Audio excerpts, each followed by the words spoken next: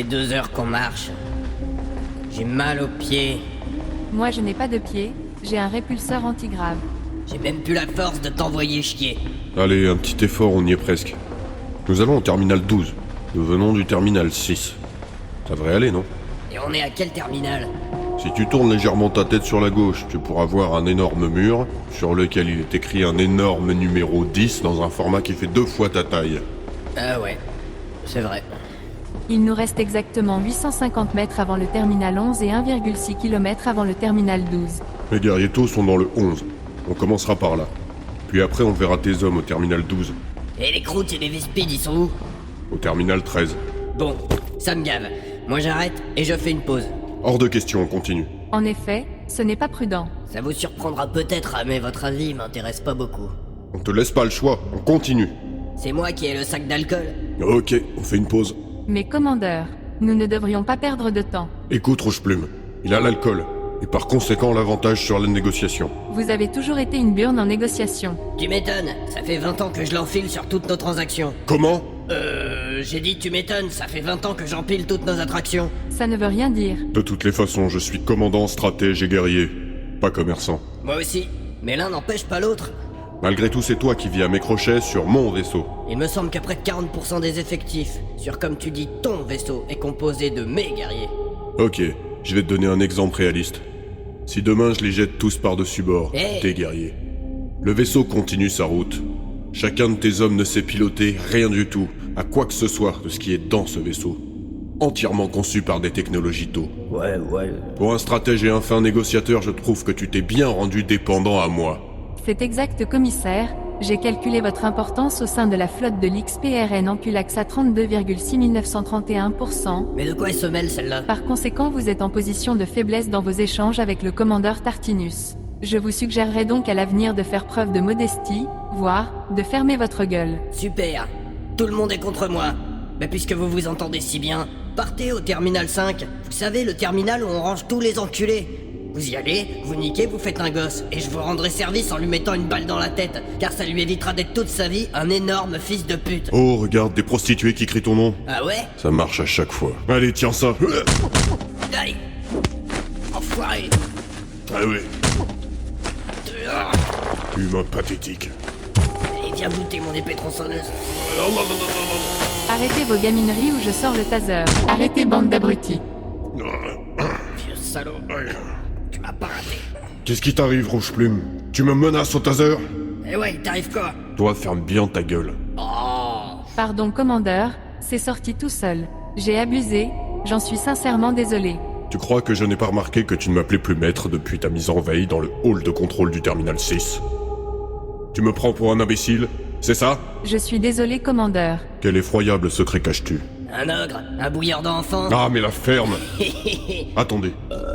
On dirait que quelqu'un approche au loin. Commissaire, Oui, il nous fait signe, on dirait. c'est un putain de bordel par ici. C'est qui celui-là? Je vois rien avec cette pénombre. Ne t'en fais pas, Rouge-Plume, on reparlera de ça plus tard. En tout cas, ça fait plaisir de voir des visages connus. Un homme vient vers nous, il a une coupe et une mâchoire carrée, il est particulièrement musclé, porte un treillis militaire, un marcel noir et tient dans sa main droite une mitrailleuse rotative ainsi qu'une caisse de munitions dans sa main gauche. Ah, mais c'est toi! Le visage de cet homme me dit quelque chose. Évidemment, c'est Sky Marlborough, le sergent-chef pour mes effectifs humains de Catacan.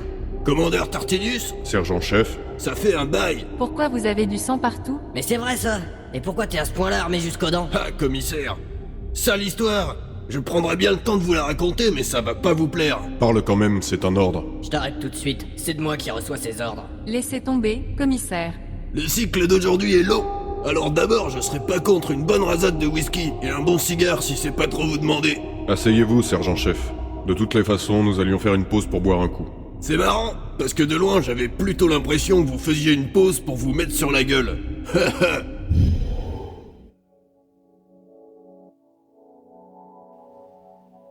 À mi-chemin entre le terminal 10 et le terminal 11, notre équipe décide de faire une pause pour encore boire un coup. Après qu'un personnage soit venu à leur rencontre. Il s'agit de Sky Marlborough, sergent-chef du détachement de Catacan sous les ordres directs du commissaire Jean-Luc Bourrin. Que font des guerriers de Catacan sous les ordres d'un commissaire cadien renégat, me demanderiez-vous? Pas forcément. Peu importe. J'y répondrai quand même. Jean-Luc a pris sous sa coupe plusieurs laissés pour compte de différents mondes de la garde impériale. Entre autres un détachement de la Death Corps de Krieg, ainsi qu'un autre combattant des jungles de Katakan commandé par Sky Marlborough.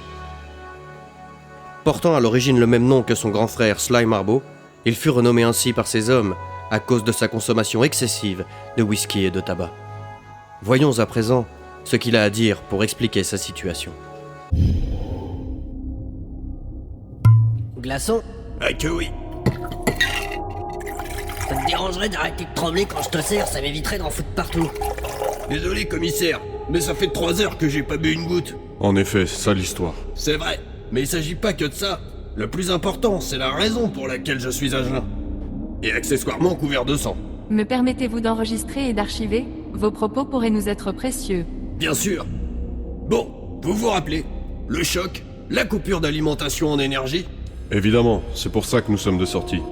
Rétablir l'alimentation principale d'énergie. Eh bien, à ce moment-là, j'étais à la salle de muscu. Et à l'impact, je me suis pris une haltère de 24 kilos en pleine poire. Je peux vous dire que j'ai vu les étoiles. Ça explique l'arcade explosée et le sang. Mais pourquoi n'as-tu pas bandé ta plaie? Ah, commissaire, pour la simple et bonne raison que j'ai pas eu le temps. Quand je me suis réveillé, j'étais au milieu d'une partouze organisée par Pascal Opex. Vous savez, le caserkin breton qui enregistre des films de boules. Oui, je vois qui c'est celui-là. C'est souvent lui qui organise nos soirées avec Tartinus. Mais je vois pas en quoi ça t'a empêché de te prodiguer les premiers soins. Ah oui, attendez, ce serait pas le chauve avec des lunettes de cycliste? Fais pas comme si tu le connaissais pas. Tu l'appelles pour filmer à chaque fois que tu défourailles une esclave. Non. Cette blague. Ouais, en tout cas exact. On parle bien du même. J'ai du mal à vous l'avouer, mais le problème étant que lui et ses hommes avaient l'air comme fous, et... Ce type n'a jamais eu l'air très sain. Mais les guerriers ont besoin de se détendre. Et il joue un rôle non négligeable au sein de l'XPRN en Culax. Je suis d'accord. Mais je t'en prie, Sky, va au bout de ton récit. Bref, ils avaient tous l'air possédés. Une lueur mauve et malsaine luisait dans leur regard. Eh ben, j'ai été réveillé, parce que l'un de ces hommes était en train de m'enculer. Vous y croyez à ça? Ah, c'est du rail. Toutes mes condoléances. Bien fait pour vous. À force de violer des esclaves à longueur de temps, ça rétablit l'équilibre. Oui, eh bien l'histoire va plus loin. Une partie de ces hommes avait commencé à muter. Et c'est ça qui va vous intéresser, je pense. Et tu crois pas si bien dire. Slanesh. Oui, tout juste. En tout cas, c'est également mon avis. Je me suis pas laissé faire. J'ai chopé mon flingue et ma machette. J'en ai buté une bonne moitié. Le reste des caserkins se sont enfuis avec Pascal. Et le petit enculé qui s'est introduit dans mon cul, je l'ai ouvert en deux, avant de chier dans ses tripes. Puis j'ai ouvert son crâne comme une noix de coco. J'ai extrait le cerveau et je l'ai baisé. Le cerveau. C'est immonde. Bande de tarés. C'est un juste retour des choses. T'as bien fait, sergent-chef. Pour sûr. Œil pour œil, dent pour dent. Ouais, je m'attarderai pas là-dessus. Revenons sur cette histoire de mutation de Slanesh. Des hommes sont corrompus par les forces du chaos? Mutation, lueur mauve, folie qui tourne autour de la perversion sexuelle. Ça laisse peu de place au doute. Quel genre de mutation? Y en a un, je me rappelle. Il avait un genre de nichon au milieu de la tronche. Et des pinces de crabe qui lui sortaient du cul. C'était pas beau à voir. J'ai plus aucun doute. C'est signé Slanesh.